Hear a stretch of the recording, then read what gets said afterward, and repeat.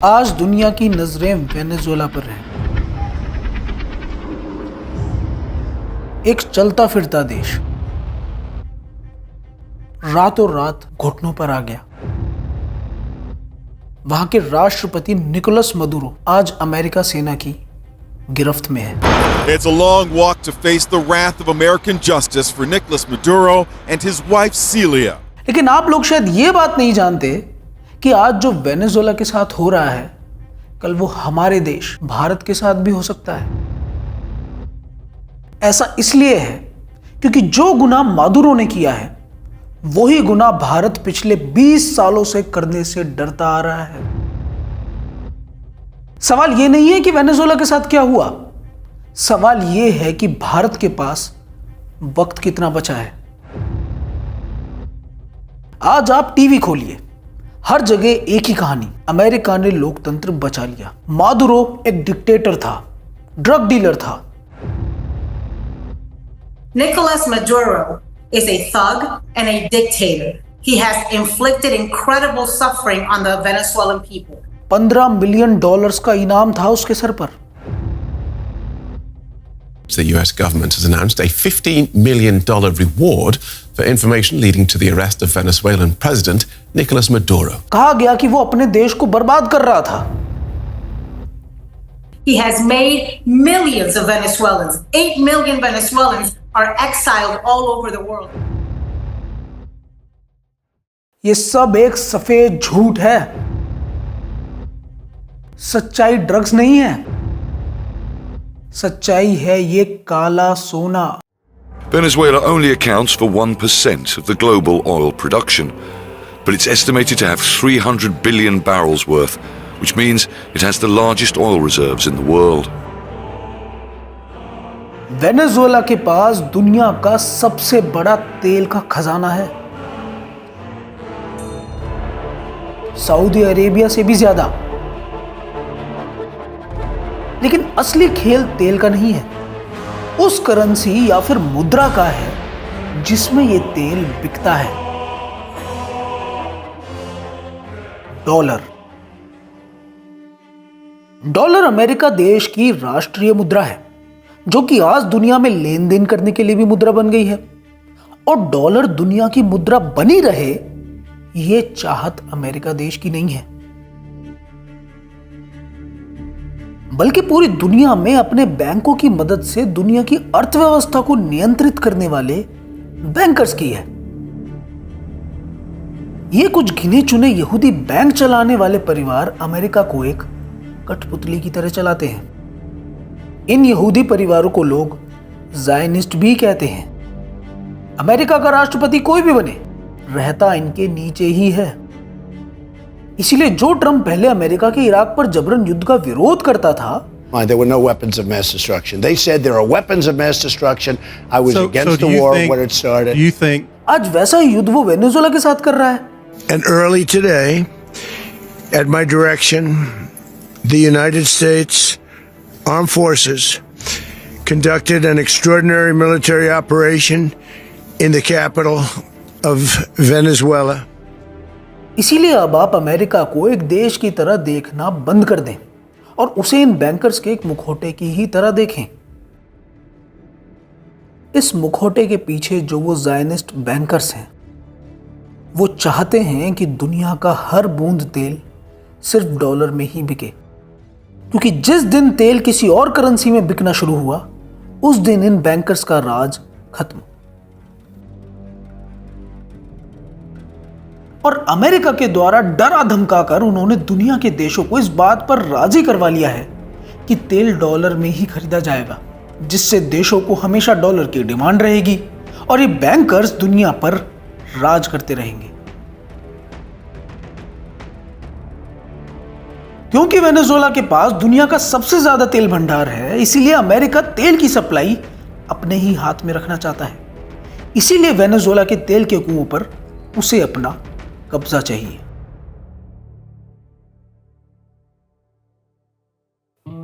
और ऐसा पहली बार नहीं हुआ है, बल्कि अमेरिका शुरुआत से ही ऐसा करता आया है। इराक 2003, सद्दाम हुसैन उसने कहा, मैं तेल डॉलर में नहीं बेचूंगा। اللي راح اقرا اسمه يقوم يردد الشعار ويلحق ربع.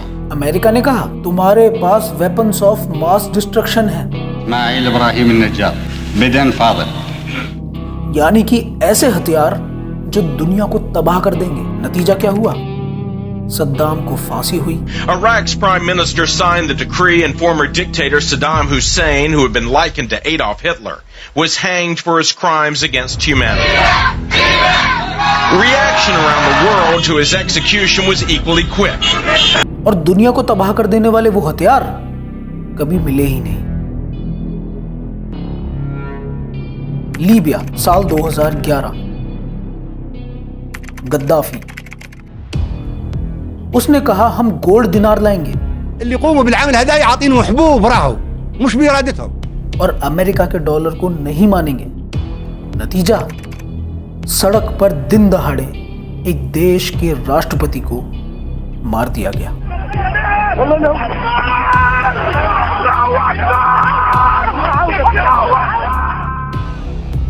जो इन बैंकर्स ने इराक और लीबिया के साथ किया, वो ही ये इतने सालों से अपने पड़ोसी देशों के साथ करते आए हैं, जिसे अमेरिका अपना बैकयार्ड कहता है। साल 1954, ग्वातेमाला, वहां के नेता जैकोबो अरबेंस, लोकतांत्रिक तरीके से चुने हुए जैकोबो अरबेंस ने एक गुनाह कर दिया।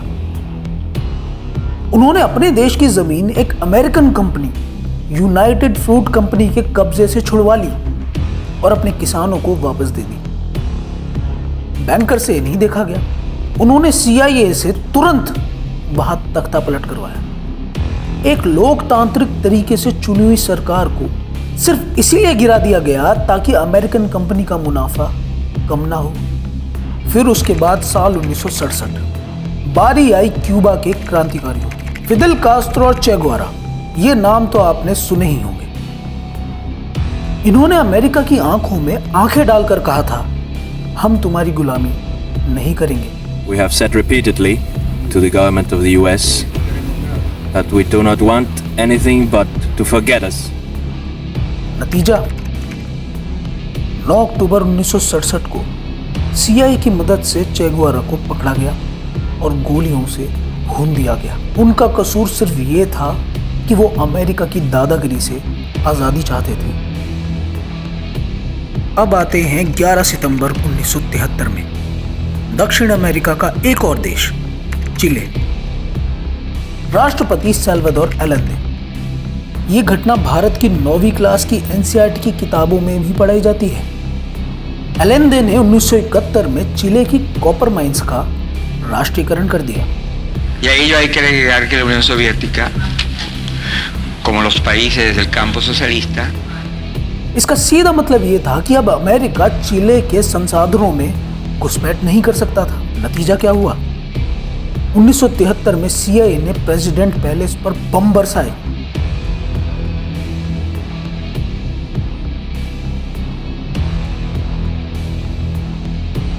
एलेंदे को मारा गया और वहां अमेरिका की एक कठपुतली पिनोशे जैसे तानाशाह को बिठा दिया गया। momento verdaderamente histórico. फिर बारी आई इक्वाडोर की। 24 मई साल 1981, राष्ट्रपति जेमी रोल्डोस, उन्होंने भी वही कहा कि इक्वाडोर के तेल पर वहां के निवासियों का हक है। La comunicación que en este instante se está realizando. बस उन्हें हटाने के लिए कोई आर्मी नहीं भेजी गई, उन्हें एक प्लेन तोहफे में दिया गया और 24 मई को उनका वही प्लेन रहस्यमयी तरीके से गिर गया। किस्सा खत्म। रोल्डोस मारे गए। दक्षिण अमेरिका के इन सभी देशों को बर्बाद करने के बाद अब बारी आई वेनेजुएला की। ह्यूगो चेवेज वेनेजुएला के एक लोकप्रिय नेता थे। उन्होंने वेनेजुएला की तेल के कुओं का राष्ट्रीयकरण करने की हिम्मत दिखाई। Nos acusa a nosotros, a mí me acusan de patrocinar el terrorismo. Son ellos los que patrocinan el terrorismo. Exxon और कोनोको जैसी अमेरिकन कंपनियों को देश से बाहर फेंक दिया। बस अमेरिका कैसे इसे सहन कर पाता। अमेरिका ने एक तख्ता पलट करवा दिया। मादुरो की ही तरह उन्हें भी जेल में डाल दिया गया। लेकिन वेनेजुएला की जनता और सेना शेवेज के साथ थी। जनता ने राष्ट्रपति भवन घेर लिया और सीआईए को मजबूरन शेवेज को छोड़ना पड़ा। ऐसा पहली बार हुआ कि सीआईए को किसी देश में मात खानी पड़ी थी और यह सब हो पाया सिर्फ जनता की मदद से। लेकिन वेनेजुएला के लिए समय आगे के लिए अच्छा नहीं था। शेवेज के बाद आए मादुरो। मादुरो शेवेज को ही अपना आदर्श मानते हैं। Estos judíos de las 12 tribus, que no son los que mandan hoy en el Estado de Israel. Los que hoy gobiernan Netanyahu no es judío auténtico. Él es un cambalache que viene por allá de Polonia. Es el proyecto sionista, que dicen que van desde el río Jordán hasta el Éufrates y más allá. उन्होंने वही किया जो एक देशभक्त करता है। Venezuela का तेल वेनेजुएला के लिए, sangre suramericana, caribeña। लेकिन इन बैंकर्स को यह मंजूर नहीं था। इन्होंने फिर वेनेजुएला के साथ शुरुआत करी आर्थिक आतंकवाद की। इन बैंकर्स ने अंतरराष्ट्रीय सट्टा बाजारों को एक्टिव किया। वेनेजुएला की करेंसी बोलीवार पर शॉर्ट सेलिंग करवाई गई। शॉर्ट सेलिंग उसे कहा जाता है जब जानबूझकर किसी देश की करेंसी को इतना बेचा जाता है कि वो मिट्टी में मिल जाए। इस शॉर्ट सेलिंग का परिणाम यह हुआ कि वेनेजुएला में भयंकर मंदी आई। 2018 में मादुरो ने चीख कर कहा था कि ये ज़ायनिस्ट बैंकर्स साम्राज्यवादी राक्षस हैं। Que cada quien saque sus conclusiones. Yo creo que los sionistas gobiernan Estados Unidos. Mandan en la Casa Blanca, en el Congreso, en los medios de comunicación, en las redes. बस यही वो गलती थी जो Maduro ने कर दी, सच बोलने की गलती। आज मादुरो जेल में है और जिस एक नई महिला को वेनेजुएला का नेता बनाकर पेश किया जा रहा है वो कौन है? इस महिला का नाम है मारिया कोरिना मचाडो। इस महिला को इसी बैंकर्स की लॉबी ने अभी कुछ समय पहले ही नोबेल पीस प्राइज दिलवाया।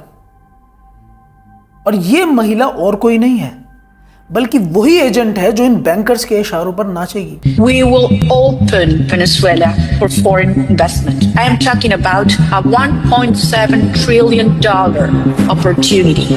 We will bring rule of law, we will open markets, we will have security for foreign investment and a transparent massive privatization program that is waiting for you. I would like to thank Benjamin Netanyahu, the Prime Minister of the State of Israel. And I promise we one day will have a close relationship between Venezuela and Israel. I myself look forward to visit the State of Israel as soon as we conquer freedom. जैसे America ने बाकी देशों में तख्ता पलट करवा के अपने एजेंट बिठाए, ते ही अब वेनेजुएला की बारी है और इस महिला के वेनेजुएला के राष्ट्रपति बनते ही मिशन कंप्लीट। वेनेजुएला का तेल अब वापस डॉलर के कब्जे में है। अभी तक की पूरी कहानी अमेरिका की दादागिरी के बारे में थी, लेकिन अब आते हैं असली मुद्दे पर, भारत पर। हमारे देश के ऊपर इसका क्या असर है? अब मैं आपको इस बारे में बताऊंगा कि क्यों मैंने शुरुआत में ये कहा था कि जो वेनेजुएला में हुआ है वो हमारे देश भारत में भी हो सकता है। हमारे देश भारत के दक्षिण में हिंद महासागर के अंदर और अंडमान द्वीपों के पास तेल का एक विशाल भंडार है। इस भंडार की खोज कम से कम 20 साल पहले हो चुकी थी। मेरी अपनी याददाश्त में मुझे बहुत अच्छे से ये बात याद है कि आज से लगभग 15 साल पहले मैं टीवी देख रहा था। तब डीडी नेशनल के ऊपर 2 वैज्ञानिक आए हुए थे जो ये चीख कर कह रहे थे कि हम भारत सरकार को ये कब से कहते आ रहे हैं कि अंडमान एंड निकोबार में तेल है और वो तेल इतना है कि कई 100 सालों तक हमें तेल की जरूरत नहीं पड़ेगी। लेकिन तब से लेके अब तक उस काम को वहीं रोक दिया गया है। आज तक भारत सरकार ने वहां पर ड्रिल करने की हिम्मत नहीं दिखाई है। क्यों? क्योंकि अगर हमने तेल निकाल लिया तो हमें डॉलर की जरूरत नहीं पड़ेगी और डॉलर को नकारना मतलब अमेरिका से दुश्मनी। आप लोग याद करिए, जब अभी कुछ दिन पहले ही ब्रिक्स की बात फिर से छिड़ी थी तो ट्रंप ने साफ साफ धमकी दी थी। But we made a lot of progress, and as you know, we put a 50% tariff on India. उस धमकी से भी भारत बैकफुट पर आ गया और फिर अभी कुछ दिन पहले ही ट्रंप ये कह रहा था, They wanted to make me happy, basically. He wanted to, Modi's a very good man. Yes. He's a good guy. He knew I was not happy, and it was important to make me happy. They do trade, and we can raise tariffs on them very quickly, and it would be very bad for them. इसे कहते हैं डर, और ये डर इसलिए है कि हमारे नेता बहुत अच्छे से इस बात को जानते हैं कि अगर उन्होंने इराक और लीबिया के नेताओं जैसे हिम्मत दिखाने की कोशिश करी, डॉलर के विरुद्ध जाना चाहा, भारत को सही मायने में आज़ाद करना चाहा, तो उनका हश्र भी उसी के जैसा होगा। उसी दिन से अमेरिकन मीडिया और भारत की मीडिया भी मोदी जी को तानाशाह घोषित कर देगी। ह्यूमन राइट्स के झूठे रिपोर्ट आने लगेंगे और CIA अगले तख्ता पलट की तैयारी शुरू कर देगी। अब ये तो मैंने आपको समस्या बता दी, लेकिन इसका इलाज क्या है? इसके लिए आपको मैं एक परिस्थिति बताता हूं। मान लीजिए एक मोहल्ला है और मोहल्ले में सारे पड़ोसी आपस में बहुत प्यार से रहते हैं, लेकिन एक दिन एक ऐसा आदमी मोहल्ले के अंदर आता है जो बहुत बदमाश है, सबके ऊपर दादागिरी दिखाता है। कुछ दिन रहने के बाद वो आदमी अपने पड़ोसी को डरा धमका कर उसके घर पर कब्जा कर लेता है। लेकिन कमाल की बात यह है कि उस मोहल्ले में रहने वाले दूसरे पड़ोसी उसके इस काम का विरोध नहीं करते। कुछ दिन बीतते हैं और वो बदमाश आदमी अपने दूसरे पड़ोसी का भी घर कब्जा लेता है, तब भी कोई उसे कुछ नहीं कहता। ऐसे करके धीरे धीरे वो सारे मोहल्ले पर कब्जा कर लेता है।